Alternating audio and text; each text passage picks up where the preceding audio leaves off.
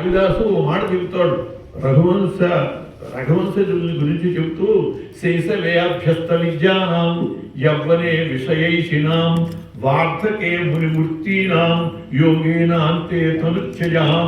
ఆ రఘువంశం వాళ్ళు శైశవే అభ్యస్త విద్యానాం, చిన్నప్పుడల్లా విద్యల మీదే శ్రద్ధ పెట్టి నేర్చుకునేవాళ్ళుట.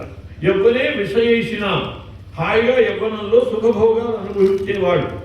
వార్ధకే మునిమూర్తీనాం, వార్ధక్యం రాగానే పిల్లలకి రాజ్యాన్ని అప్పచెప్పి అడవులకు వెళ్ళి మునివృత్తిని పాటించేవాళ్ళు.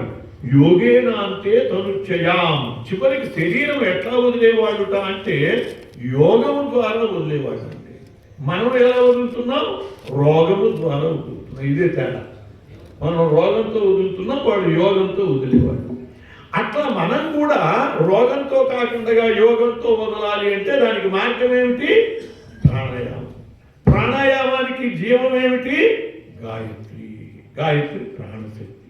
మరి ఎంత విశిష్టమైనదో గాయత్రి ఆలోచించండి. మనం ఓం భూ అనగానే ముక్కు పుచ్చుకోండి అంటారు తప్పితే మనకి ప్రాణాయామం నేర్పం. ప్రాణాయామం చేయాలండి. ఊరికే ముక్కు పుచ్చుకోవటం కాదు మనం చేస్తున్నదే.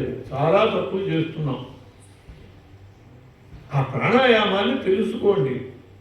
పూరక కుంభక రేచకాల ద్వారా ఆ ప్రాణాయామాన్ని అభ్యాసం చేసి రోజు అనేక పర్యాయాలు మనకి తెలియకుండానే మనం చేస్తాం.